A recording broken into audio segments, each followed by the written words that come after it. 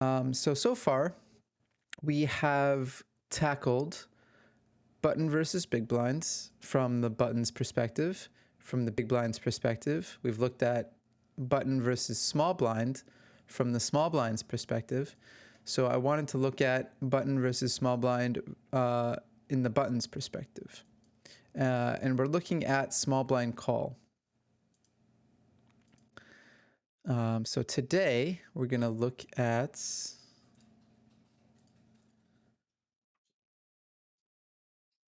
the button c-betting strategy against a small blind call. And we're going to start as usual with our aggregated reports. Let me open up my notepad.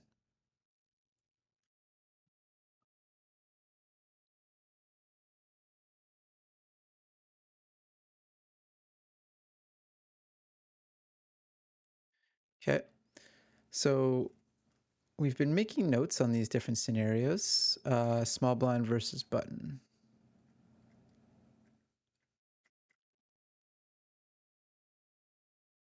So now we're going to do button c-bets.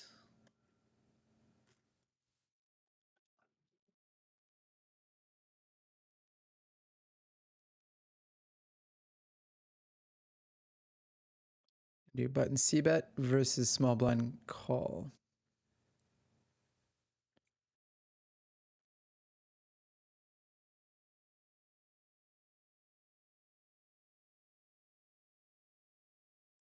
Okay.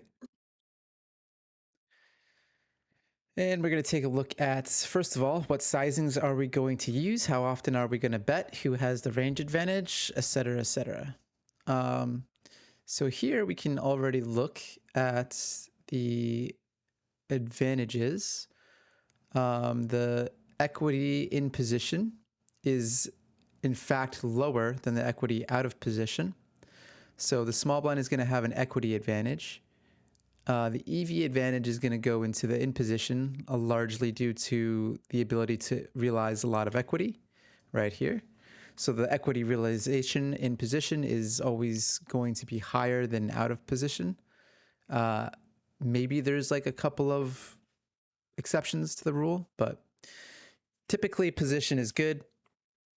Don't need to explain that.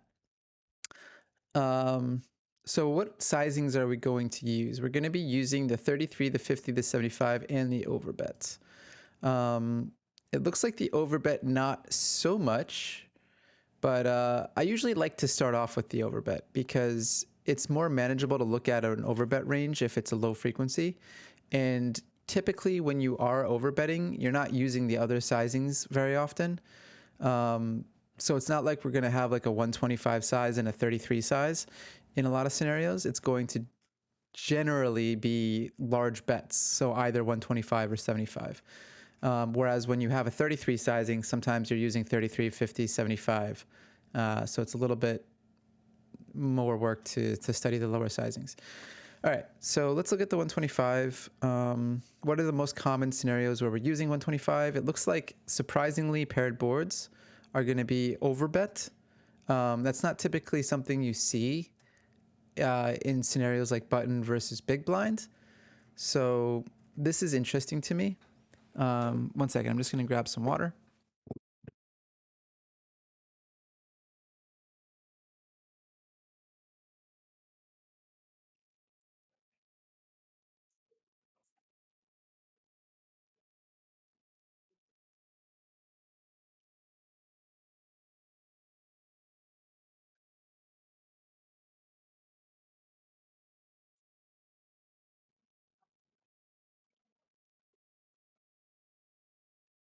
Okay. So the small pocket pairs seem to, or sorry, the small pairs on the board seem to take priority over our overbetting range, like threes, fours, fives, deuces. And this is going to be due to the fact that the small blind is going to be lacking over pairs. So any dry board where over pairs perform well on I think the button is going to have a big advantage over the small blind. That being said, small blind shouldn't have too many low cards. I think a lot of their suited connectors are folding, like 4-5 suited. If we take a look at the strategy, you'll see the small blind is often folding 5-4 suited, 6-5 suited, 4-3 suited, all of these low connecteds and the low pocket pairs like 5s, 4s, 3s, 2s. So anytime there's going to be a board that revolve around a 5, 4, 3, or 2, I think we're going to see an advantage for the button. A fairly heavy advantage for the button, right? Also boards where, you know, you have ace, king, queen, or jack, that's going to be a disadvantage for the small blind as well. So I expect to see, low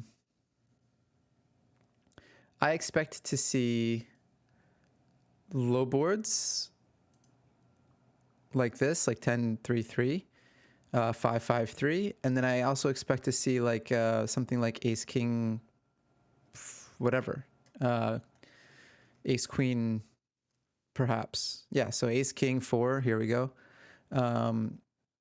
That's going to be a typical board that you overbet versus small blinds. Maybe even something like ace, king, queen. Yeah, that lacks, you know, the ace, queens and the ace, kings. So it makes a lot of sense here to be able to ace, queen, 2. There's the ace, queen board that I was talking about. Yeah, so any kind of board where obviously the small blind lacks strong hands, that's going to be a good candidate for overbetting. So I guess if we want to get specific here, how did I do this for the other I just did this.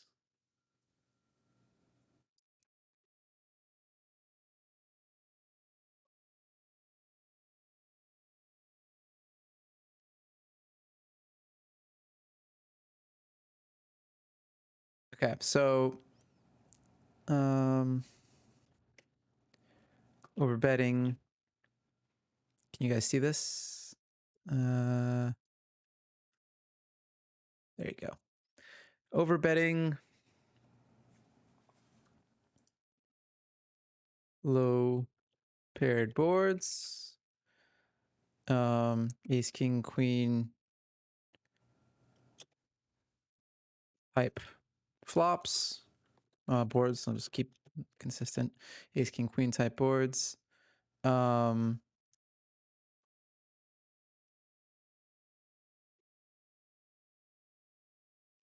I can even say because of a lack of small pairs, connectors, connectors,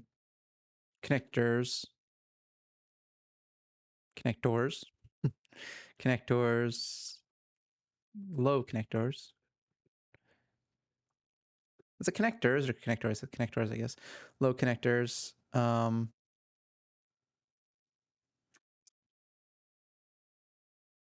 Small pairs and strong Broadway. Button overbetting.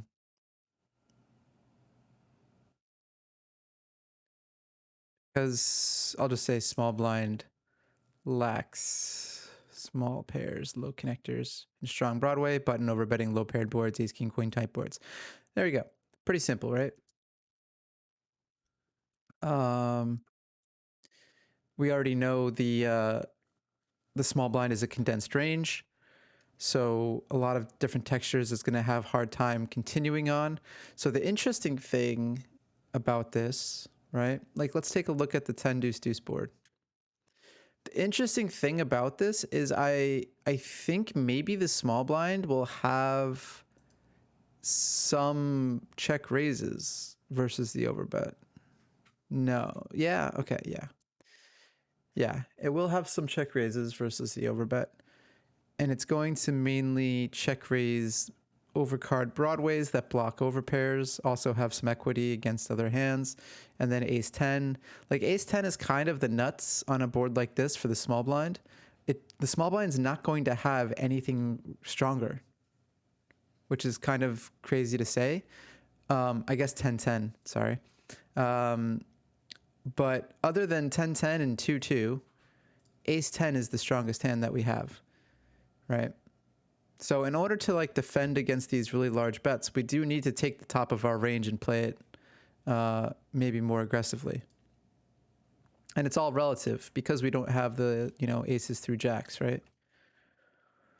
So those hands become a lot stronger on a board like 10-2-2 for our small blind range, and it does do some check raising versus the overbets.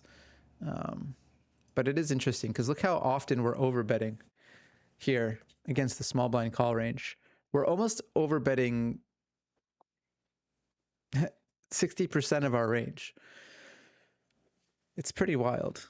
And we're not using the other sizings either, really. We're using like the 75 sizing and then the overbet. So button is very aggressive on some textures that the small blind lacks strong hands on.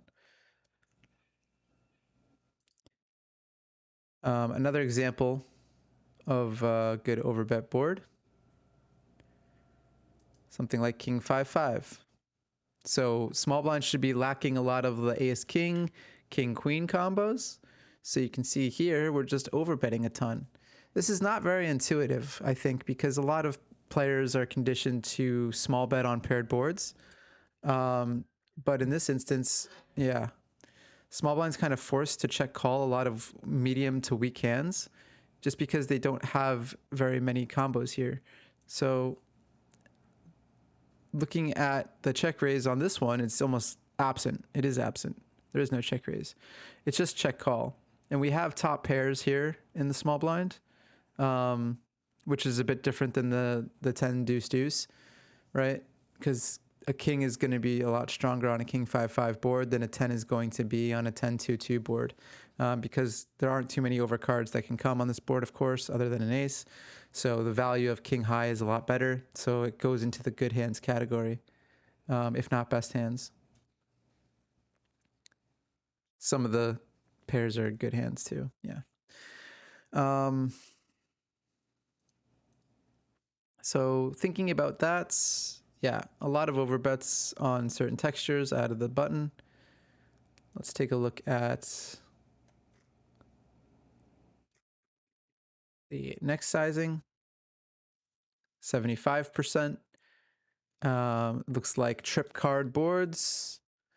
I think it's going to share a lot of similarities between the overbet, right? So you have ace king boards, paired boards, 842 rainbow, 932 rainbow. These all go in the large size. Low card boards. So like low card disconnected boards.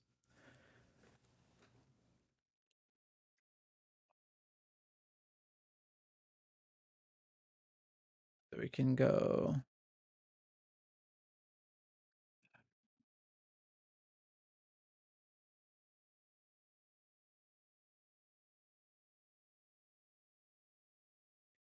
low card disconnected boards, 952 rainbow, paired boards, and strong Broadway. I think the strong Broadways might be even overbet. I haven't seen any strong Broadways yet, other than the monotone boards. Which is also surprising that we're using a 75 sizing on, but I guess Jack 10-7. Yeah, not too many Broadway boards, actually. Less so. I think the Broadway boards typically want to be overbet. So we can get rid of that note.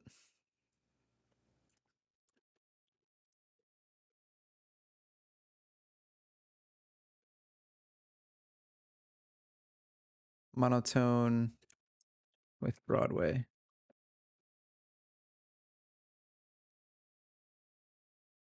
So we see like ace king 10, ace king 9, ace queen jack, right? These monotone boards that have Broadway cards.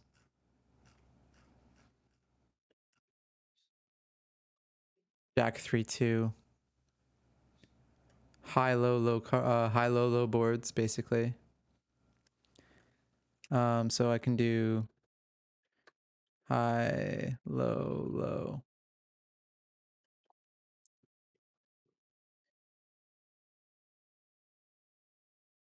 Jack 5-2 heart heart I think was there, or like 10-5-3. Jack 6-3, Jack 3-2. Yeah, okay. So example, Jack 3-2. Okay. And then looking at the smaller sizing. So the 50 and the 33 often share board textures. Like I was saying before, when you have a 33 sizing, it's often shared with like the 50 and the 75 at a mix. And these look to be, again, just paired boards with a high card. Boards that may be really good for us. Yeah, there's a tendency here to bet hands that we just have a ton of good hands on, and maybe we're betting range. For example, like King, King, Jack. This might be a range bet for half pot for us. No, 30% check. Okay, I was wrong. But something like 8-7-7. Yeah, this is getting into territory where it kind of hits the small blind, so we can't be betting as often, so we're using a smaller sizing than an overbet, but boards that still have an advantage for us. And then let's look at the 33. So this makes sense. Like 3 Broadway cards that are connected, suited connected cards that are bad for us, right? So these are board textures that are bad for us that we want to see bet, like 8-7-6. Those are going to be really hitting the small blind well. Yeah, so we have board textures that hit the small blind well that we want to bet smaller on and not as high of a frequency. For example, like King, Queen, 9. I think this is going to... This might be because it hits us a lot and it misses the small blind, or it can be because the small blind really smashes this board and we don't want to bet a large sizing. Let's see which one it is. It looks like it's the latter because the equity is really close together.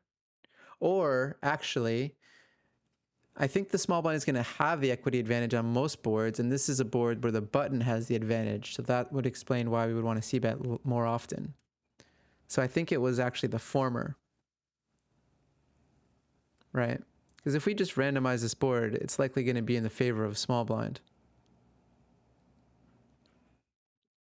I say that and immediately I pick one that's in the favor of the button. Okay, I take it back. I thought that because we had on average an equity advantage out of position here, that most boards would give the advantage to the small blind in terms of equity.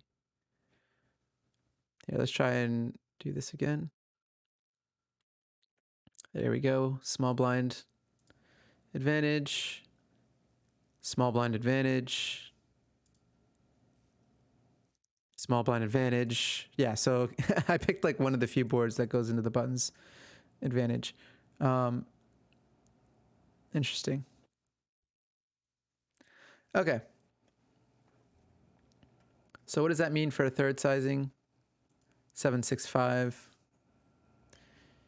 Maybe these are actual boards that do well for us and we want to bet at a high frequency. Is that possible? Because we have an equity advantage here and a best hands advantage on a 7-6-5 board. Again, because villain's not going to have those low suited connectors or those low pairs that interact with the 5 or the 4. It's interesting.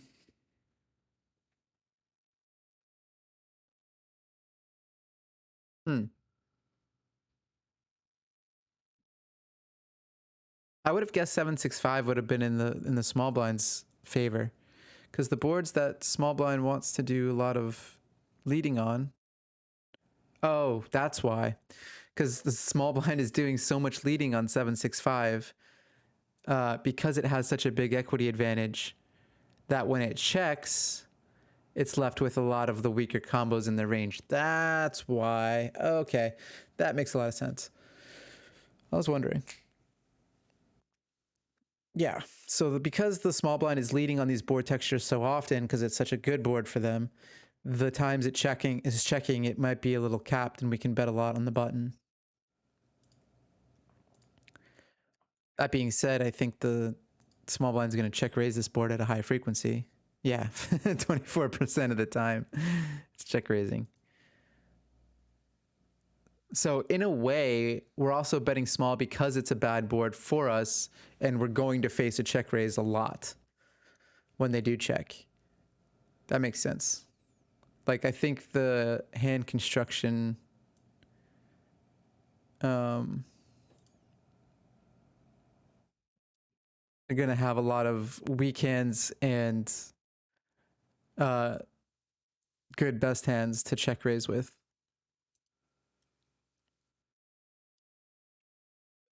All right, so what do we say about the 33% sizing?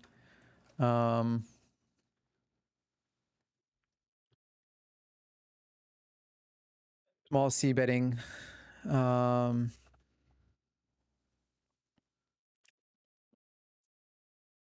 think on boards that favor small blind, button uses smaller sizing. 765.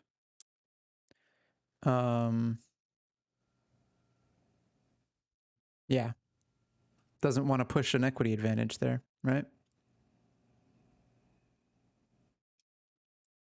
Pretty simple.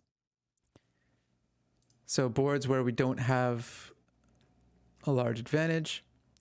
Although Queen Jack 9 is interesting. This might be one of the exceptions to the rule, or it might also follow in the same idea. Let's see. The small blind is not leading this at all, nor does it have a range advantage. So the one exception to the rule about, you know, who's the aggressor, what sizing you're going to use, is sometimes you smash a board so much that you want to be betting close to your entire range. And in those cases, the button size is down. I haven't figured out exactly, in early position, there's a lot of scenarios like that where you raise under the gun and the big blind calls and the flops like King Jack 10 and you just bet your range and you don't have any overbets. So I wonder if that's kind of like the same idea on this King Jack 9 board where button just has a lot of really strong hands that they can bet for small sizing, and small blind's range construction here is going to be fairly, weak. So they're going to do a lot of folding versus the smaller bets, a lot of weak hands, right? Whereas button is going to have should have a lot of good hands. Yeah, that they can just see bet here.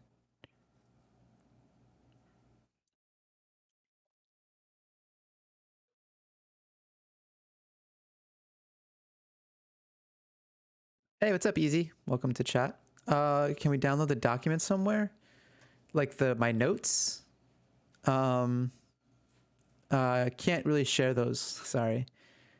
I mean, if you really were desperate, you could probably screen grab them as I'm going over them, but I don't want to share them because I'm going to make content out of them. Maybe when it's all said and done, I will probably, revise everything, make it look nice, and then share it. But for now, it's kind of just jumbled. It's not really coherent in a lot of ways. I want to make it look nicer and be more specific with heuristics and stuff. So moving on, we have the button C bet, right? So let's practice this.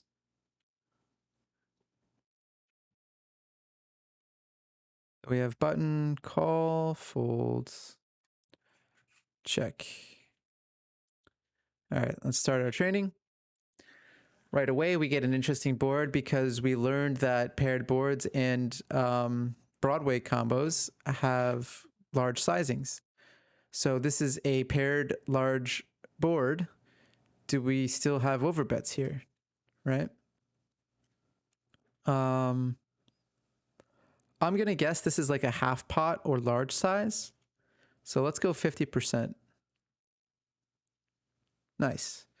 Yeah, this isn't going to be like an overbet, I don't think, but it's more likely going to be like this half pot, small size, because it does hit us well. We can size up a little bit with our half pot.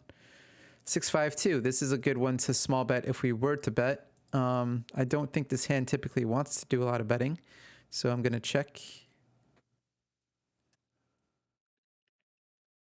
Ace King 3. This is a good overbet board. However, this combo does not really want to overbet, so we're going to check this time.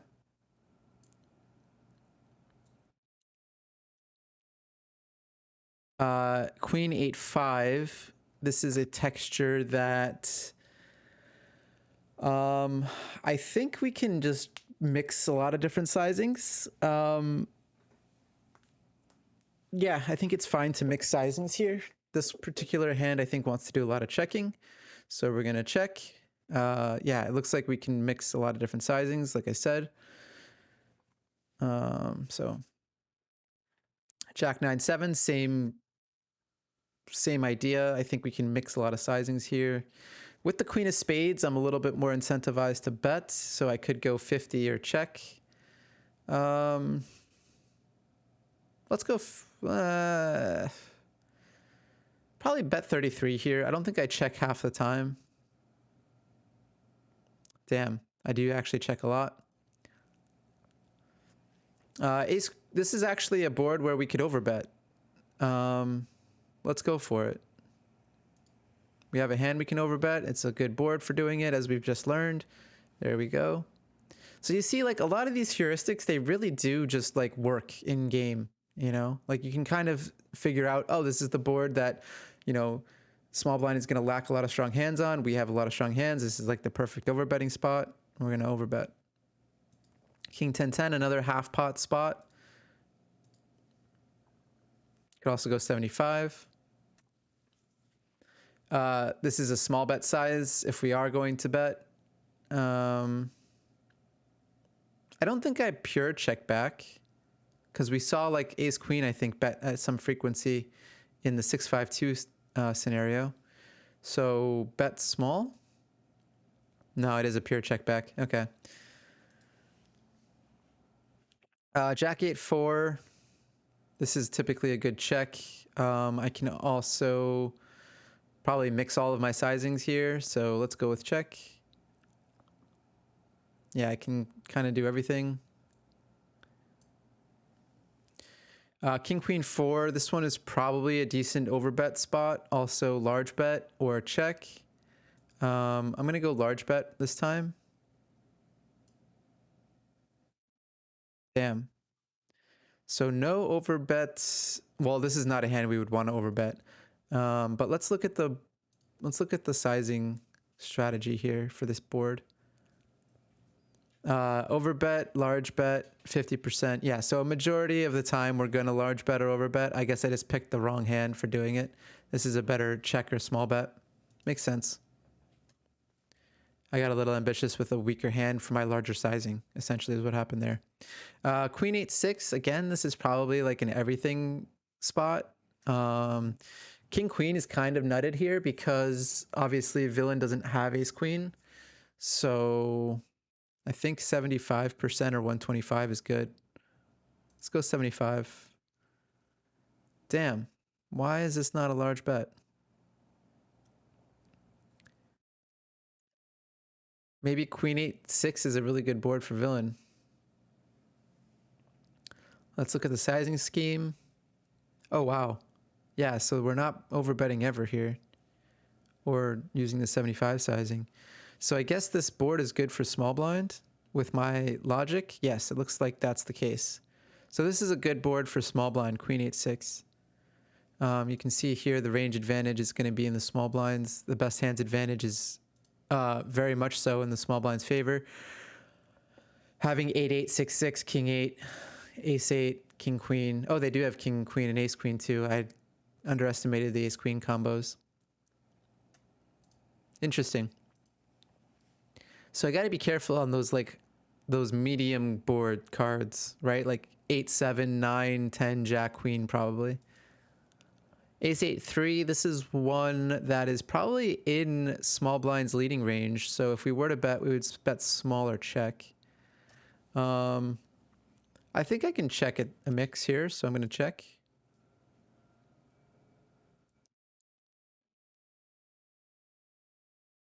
Jack 7, 5. This is one of those boards that's really good for small blind. So if we do bet, I want to bet small. Or check. Good. I think I'm learning. 3, 3, 2. This is an overbet spot. And we do overbet a lot. This is actually kind of a fun hand to do it with because it blocks sixes and it blocks... I was going to say 5, 6, but they don't have 5, 6. I think overbet or check. Let's go with check. Yeah, see, we can overbet 125. Oh, this is going to be so fun if anyone ever calls against me in the small blind. No one does, though. It's no fun. 8, 4, 3. This could be an overbet spot. This is like one of those like disconnected low boards that we were talking about. Again, I'm going to check here, though. No overbetting, but large betting. So 75. Oh, yeah, that's right. There's a lot of 75 betting on these board textures. That makes sense. 977. Can we overbet here? I don't think so because of the 9. We're going to check this time, and I think we would either go half pot or third. Yeah, half pot or third. It's not quite an overbetting spot. 863. This is a good 75 or overbet. Let's go 75 this time, although I can check back too. Am I supposed to check 15% of the time with this hand? I assume I can. Let's do it. Yeah. But 75 would have been the bet size. Again, 75 or check. Gonna check a lot with this combo. So you see how I see the board texture and then I immediately break down whether I'm going to use the sizing or not, and then whether the hand fits in the sizing. Breakdown board. Breakdown board and what sizing would be good with range. And then narrow down combo in your hand.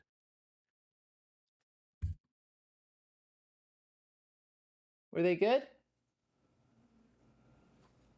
I just went for a walk. Okay. Yeah, so that's a break down the board texture and what sizing would be good with range, and then narrow down the combo in your hand. So that's kind of my thought process now. When I'm coasting, like when I hate when, there we go. There's just a space there. When I'm coasting or on autopilot, I miss that assessment and I often use the wrong size on the wrong board texture. But overall, I feel like I've been doing really well with figuring out the board texture and sizing. I understand. Thank you. Would really love to read it, but I understand. Just read the Twitter and jumped right into Twitch. Oh, thanks for checking out my Twitter. Yeah, I will put out something eventually. Don't worry.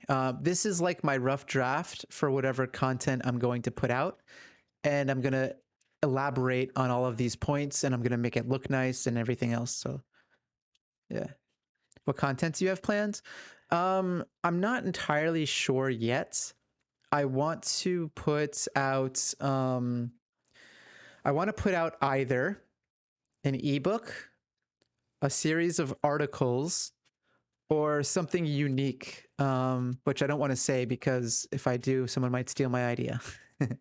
But either a series of articles that I'll host on like a site, or an ebook, I think, are the two that I'm most interested in creating. I've made a ton of videos in my past. I'm going to still make more videos. So that's kind of just been a little bit more, I don't know. I've just done it too much. I'm over it. All right. So button, yeah, versus small blind. I think we got a good idea with that. Let's take a look at some of the hands that I played yesterday.